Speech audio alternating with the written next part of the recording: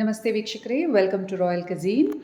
ಇವತ್ತು ನಾವು wheat ಕೇಕ್ನ ತಯಾರಿಸೋಣ. Eggless ಆಠಾ cake without ಅವನ್. ಇದು ಹಿಂದೊಮ್ಮೆ ನಾನು ಕೇಕ್ ರೆಸಿಪಿ ಶೇರ್ ಮಾಡಿದ್ದೆ. ಅದೇ ಇದರ ಇಂಗ್ರೀಡಿಯೆಂಟ್ಸಲ್ಲಿ ಕೂಡ ವ್ಯತ್ಯಾಸ ಇದೆ ಮತ್ತು ಮೆಥಡಲ್ಲೂ ಕೂಡ ವ್ಯತ್ಯಾಸ ಇದೆ. ಅದರ ಜೊತೆಗೆ ಒಂದು ಚಾಕ್ಲೇಟ್ ನಾಶ್ನ ಕೂಡ ತಯಾರಿಸೋಣ. ಕೆನ್ಸೆ ಹೋಮ್ ಮೇಡ್ ಕ್ರೀಮ್ ಟೈಪ್ಸ್. ಮಕ್ಕಳಿಗೆ ದೊಡ್ಡವ್ರಿಗೆ ತುಂಬಾ ಇಷ್ಟ ಆಗುತ್ತೆ. ಬೇಕಾಗುವ ಸಾಮಗ್ರಿ ಏನು ಅಂತ ನೋಡೋಣ. ಇವತ್ತು ನಾವು ಇದನ್ನು ಕಡಾಯಿಲಿ ಬೇಕ್ ಮಾಡ್ತಾ ಇದ್ದೀವಿ. ಈ ಥರ ಒಂದು ಥಿಕ್ ಬಾಟಮ್ ಕಡಾಯಿ ವಿತ್ ಲಿಡ್ನ ತಗೊಳ್ಳಿ. ಇದನ್ನು ನಾವು ಪ್ರೀ ಹೀಟ್ ಮಾಡಬೇಕು. ಒಂದು 15 ನಿಮಿಷ ಪ್ರೀ ಹೀಟ್ ಮಾಡ್ಕೊಳ್ಳಿ. ಬೇಕಿದ್ರೆ ಇಲ್ಲಿ ಒಳಗಡೆ ಉಪ್ಪು ಹಾಕ್ಬೋದು. ನಾನೇನು ಹಾಕಿಲ್ಲ. ಉಪ್ಪು ಹಾಕಿದ್ರೆ ಈ ಲಿಡ್ನ ನೀವು ಒಂದು ಬಟ್ಟೆಯಲ್ಲಿ ಕವರ್ ಮಾಡಬೇಕಾಗತ್ತೆ. ಇಲ್ಲಾಂದರೆ ಸ್ಟೀಮ್ ಕೇಕ್ ಮೇಲೆ ಬಿದ್ದು ಕೇಕ್ ವೆಟ್ ಆಗಿಬಿಡುತ್ತೆ. ಸೊ ಅದನ್ನು ಗಮನ ಇಡಬೇಕು. ದಿಸ್ ಈಸ್ ಅವರ್ ಕಡಾಯಿ using which will be baking the cake. ಇಲ್ಲಿದೆ ಬೇಕಿಂಗ್ ಟಿನ್. ನಾನೊಂದು ಸ್ಟೀಲ್ ಕಂಟೈನರ್ನೇ ಬಳಸಿದ್ದೀನಿ. ನಿಮ್ಮ ಹತ್ರ ಇರೋ ಈ ಚಪಾತಿ ಬಾಕ್ಸ್, ರೈಸ್ ಮಾಡೋಕ್ಕೆ ಬಳಸುವಂಥ ಸ್ಟೀಲ್ ಇದು ಕೂಡ ಕಂಟೈನರ್ನ ಬಳಸ್ಬೋದು. ಚೆನ್ನಾಗಿ ಎಣ್ಣೆನ ಸವರ್ಬಿಟ್ಟು ಅದ್ರ ಮೇಲೆ ಒಂದು ಪಾರ್ಚ್ಮೆಂಟ್ ಪೇಪರ್ ಹಾಕಿ ಅದ್ರ ಮೇಲೆ ಕೂಡ ಎಣ್ಣೆಯನ್ನು ಸವರ್ಬಿಟ್ಟು ರೆಡಿ ಇಟ್ಕೊಳ್ಳಿ. ಬೇಕಾಗುವ ಇಂಗ್ರೀಡಿಯೆಂಟ್ಸ್ ಇಲ್ಲಿದೆ. 1 ಕಪ್ ಗೋಧಿ ಹಿಟ್ಟು, 1 ಕಪ್ ವೀಟ್ ಫ್ಲವರ್. ಇಲ್ಲಿ ನೀವು ಎಲ್ಲ ಇಂಗ್ರೀಡಿಯೆಂಟ್ಸ್ನು ಮೆಷರಿಂಗ್ ಕಪ್ಸಲ್ಲಿ ಅಳತೆ ಮಾಡಿ ಹಾಕಿ. ಮೆಷರಿಂಗ್ ಕಪ್ಸ್ನೇ ಬಳಸಿ. 1 ಕಪ್ ಗೋಧಿ ಹಿಟ್ಟು, 1/4 ಕಪ್, 1/4 ಕಪ್ ಅನ್ಸ್ವೀಟನ್ಡ್ ಕೋಕೋ ಪೌಡರ್. ಇಲ್ಲಿದೆ 1 tea spoon of baking soda, pinch off salt, half a cup of sugar, ಅರ್ಧ ಕಪ್ ಸಕ್ಕರೆ, ಅರ್ಧ ಕಪ್ ಹಾಲು. ಈ ಹಾಲನ್ನು ಮುಂಚೆನೇ ಕಾಯಿಸಿ ನಂತರ ರೂಮ್ ಟೆಂಪರೇಚರ್ಗೆ ತಂದಿಟ್ಕೊಂಡು ಬಳಸಬೇಕು. ಅರ್ಧ ಕಪ್ ಹಾಲು. ಇಲ್ಲಿದೆ 1/4 ಕಪ್ ಆಯಿಲ್, ಅನ್ಫ್ಲೇವರ್ಡ್ ಆಯಿಲ್. ಇಲ್ಲಿ ಹೆಚ್ಚು ಘಮ ಇರುವಂತಹ ಎಣ್ಣೆಯನ್ನು ಬಳಸಬೇಡಿ. ಕುಕ್ಕಿಂಗ್ ಆಯಿಲ್ನ, ಯಾವುದೇ ಆದ ಕುಕ್ಕಿಂಗ್ ಆಯಿಲ್ನ ಬಳಸ್ಬೋದು ನೀವು. ಮಸ್ಟರ್ಡ್ ಆಯಿಲ್ ಎಲ್ಲ ಬಳಸೋಕ್ಕೆ ಹೋಗಬೇಡಿ. ಅನ್ಫ್ಲೇವರ್ಡ್ ಕುಕ್ಕಿಂಗ್ ಆಯಿಲ್ 1/4 ಕಪ್. ಇದ್ರ ಜೊತೆಗೆ ನಾವು ಬಳಸ್ತೇವೆ ಇಲ್ಲಿ 1 ಟೀ ಸ್ಪೂನಷ್ಟು ವಿನೆಗರ್ ಮತ್ತು vanilla essence. So these are the ingredients. ನಾವೀಗ ಮೊದಲು ಈ ಡ್ರೈ ಇಂಗ್ರೀಡಿಯೆಂಟ್ಸ್ನ ಒಂದು ಜಾಲರಿ ಹಿಡಿದು ಜಲ್ಸ್ಕೋಬೇಕಾಗುತ್ತೆ. ಗೋಧಿ ಹಿಟ್ಟು, cocoa powder, soda and salt ಇಷ್ಟನ್ನು ನಾವು ಫಸ್ಟು ಒಂದು ಜಾಲರಿ ಇಟ್ಟು ಜಲ್ಸ್ಕೋಬೇಕಾಗತ್ತೆ. ಡ್ರೈ ಇಂಗ್ರೀಡಿಯೆಂಟ್ಸ್ನ ನಾನು ಇಲ್ಲಿ ಜಾಲರಿಗೆ ಹಾಕಿದ್ದೀನಿ ಸ್ನೇಹಿತರೆ. ಕೆಳಗಡೆ ಒಂದು ಗ್ಲಾಸ್ ಬೌಲ್ ಇಟ್ಕೊಳ್ಳಿ. ಈಗ ಇದನ್ನು ಚೆನ್ನಾಗಿ ಜಲ್ಸ್ಕೋಬೇಕು. ಈ ಥರ ಜಲ್ಸ್ಕೋಬೇಕು. ಬೇಕಿದ್ದರೆ ಇಲ್ಲಿ ನೀವು ಒಂದು ಸ್ಪ್ಯಾಟ್ಯುಲಾ ಅಥವಾ ಯಾವುದಾದ್ರು ಸೌಟನ್ನು ಇಟ್ಕೊಂಡು ಜಲಿಸ್ಬೋದು. ಈ ಥರ ಇದನ್ನು ಚೆನ್ನಾಗಿ ಈ ಥರ ಸೌಟಲ್ಲಿ ಜಲಿಸ್ಕೊಳ್ಳಿ ಅಥವಾ ಕೈಯಲ್ಲಿ ಜಲಿಸಿ.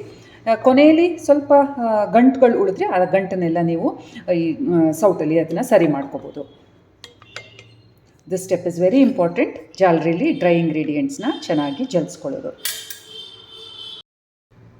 ಇಲ್ಲಿ ನಮ್ಮ ಡ್ರೈ ಇಂಗ್ರೀಡಿಯೆಂಟ್ಸ್ನ ನಾನು ಜಾಲರಿಲಿ ಜಾಲಿಸಿ ರೆಡಿ ಮಾಡಿಟ್ಟಿದ್ದೀನಿ. ಈಗ ನಮ್ಮ ವೆಟ್ ಇಂಗ್ರೀಡಿಯೆಂಟ್ಸ್ ಇದೆಯಲ್ಲ, ಹಾಲು, ಎಣ್ಣೆ ಮತ್ತು ಆಫ್ಕೋರ್ಸ್ ಶುಗರ್, ಇದನ್ನು ನಾವು ಇನ್ನೊಂದು ಕಂಟೈನರಲ್ಲಿ ಮಿಕ್ಸ್ ಮಾಡೋಣ. ಇಲ್ಲಿ ಅರ್ಧ ಕಪ್ ಸಕ್ಕರೆ ಇಟ್ಕೊಂಡಿದ್ನಲ್ಲ ಅದನ್ನು ಫಸ್ಟ್ ಹಾಕ್ತಿದ್ದೀನಿ.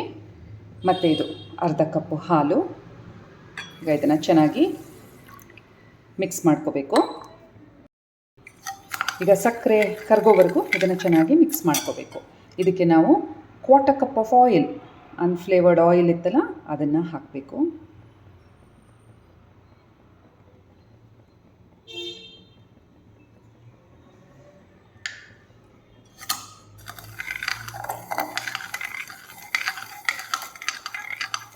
ಈಗ ಇದಕ್ಕೆ ಸೇರಿಸಬೇಕು 1 tea spoon of vinegar and 1 tea spoon of vanilla essence.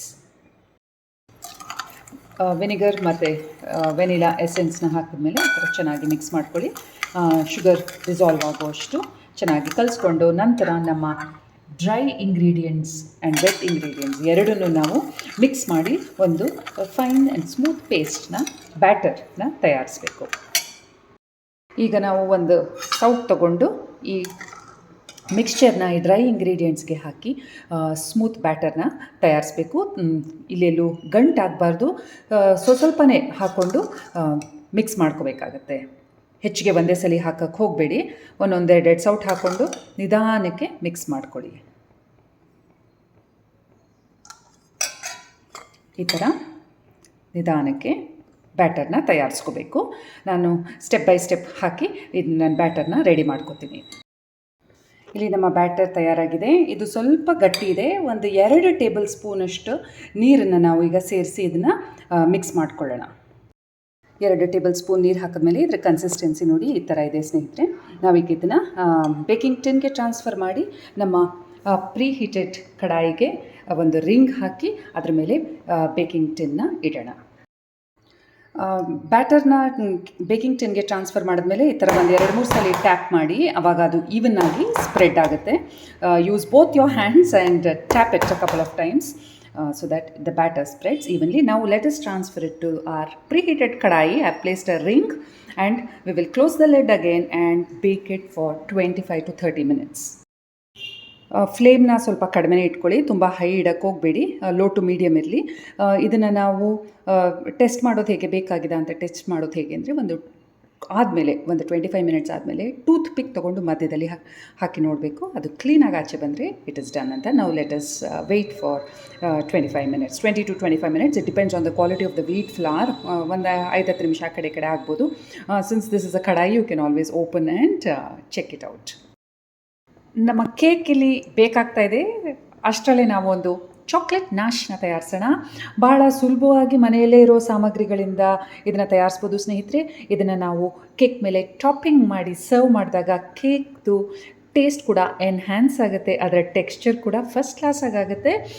ಮಕ್ಕಳಿಂದ ದೊಡ್ಡವ್ರಿಗೆ ಎಲ್ಲರಿಗೂ ಇಷ್ಟ ಆಗುತ್ತೆ. ಬೇಕಾಗುವ ಸಾಮಗ್ರಿಗಳೇನು ಅಂತ ನೋಡೋಣ. ಅರ್ಧ ಕಪ್ಪು ಕೋಕೋ ಪೌಡರ್ ಇದೆ ಇಲ್ಲಿ ನನ್ನ ಹತ್ರ.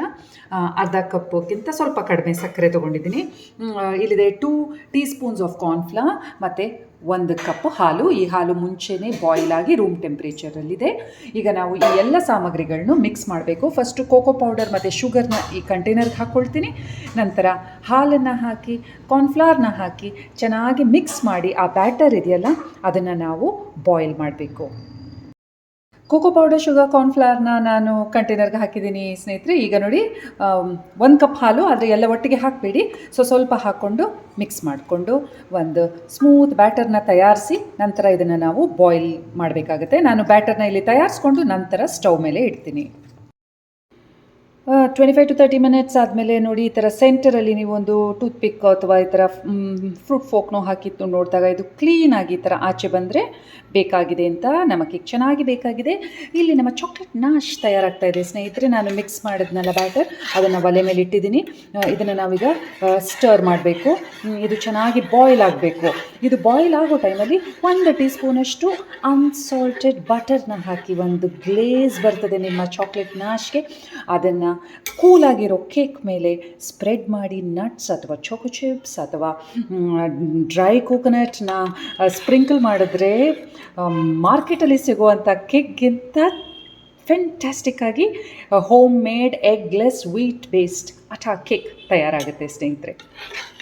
ನಾವು let's get the nash done and then we'll cool the cake, we'll demold it and cool it and then spread the nash on that and serve it. ಒಂದು 15 ಮಿನಿಟ್ಸ್ ಸ್ಟರ್ ಮಾಡ್ತಾ ಇದ್ದರೆ ಈ ಥರ ಗಟ್ಟಿ ಆಗುತ್ತೆ ಸ್ನೇಹಿತರೆ. ಈ ಕನ್ಸಿಸ್ಟೆನ್ಸಿ ಸ್ವಲ್ಪ ಗಟ್ಟಿನೇ ಇರಬೇಕು, ಇಲ್ಲಾಂದರೆ ನೀವು ಇದನ್ನು ಕೇಕ್ ಮೇಲೆ ಸ್ಪ್ರೆಡ್ ಮಾಡೋಕ್ಕಾಗಲ್ಲ. ಇನ್ನೂ ಒಂದು 2-3 ನಿಮಿಷ ಮಾಡಬೇಕು.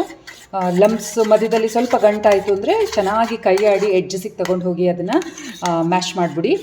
ಈಗ ಇದು ಇನ್ನೂ ಒಂದು 5 ನಿಮಿಷ ಆದಮೇಲೆ ನಾನು ಇದನ್ನು ಆಫ್ ಮಾಡಿ ಇನ್ನೊಂದು ಕಂಟೈನರ್ಗೆ ಟ್ರಾನ್ಸ್ಫರ್ ಮಾಡ್ತೀನಿ. ಈಗ ನಮ್ಮ ಕೇಕ್ನ ಕೂಡ ಡಿಮೋಲ್ಡ್ ಮಾಡಬೇಕು, ಅದು ಕೂಡ ಸ್ವಲ್ಪ ಕೂಲ್ ಆಗಬೇಕು. ಬಿಸಿ ಕೇಕ್ ಮೇಲೆ ಇದನ್ನು ಸ್ಪ್ರೆಡ್ ಮಾಡೋಕ್ಕಾಗಲ್ಲ, ಇದು ಕೂಡ ಸ್ವಲ್ಪ ಕೂಲ್ ಆಗಬೇಕು.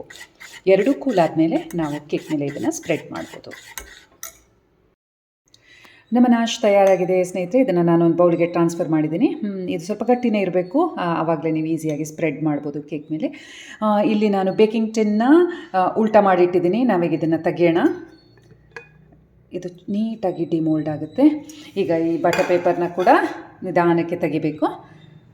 ನಂತರ ಕೇಕ್ನ ಕೂಡ ನಾವು ಸ್ವಲ್ಪ ಕೂಲ್ ಆಗೋಕ್ಕೆ ಬಿಡೋಣ. ಎರಡೂ ಪದಾರ್ಥಗಳು ಸ್ವಲ್ಪ ತಣ್ಣಗಾದ ಮೇಲೆ ಅದನ್ನು ಸ್ಪ್ರೆಡ್ ಮಾಡೋಣ. ಆಮೇಲೆ ಒಂದು 10 ನಿಮಿಷ ರೆಫ್ರಿಜರೇಟ್ ಮಾಡಬೇಕಾಗತ್ತೆ.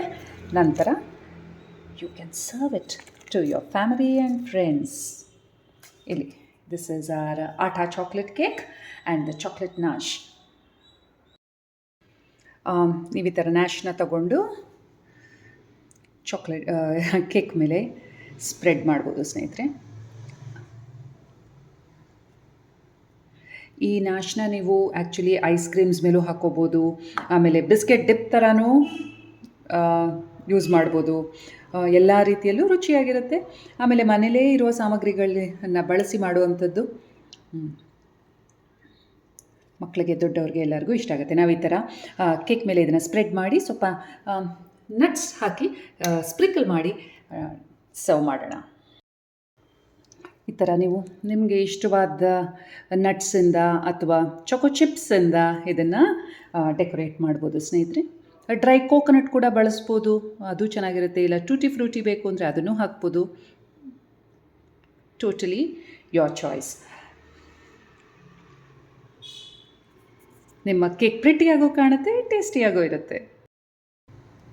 Atta chocolate cake with chocolate nash and finely chopped nuts is finally ready to serve.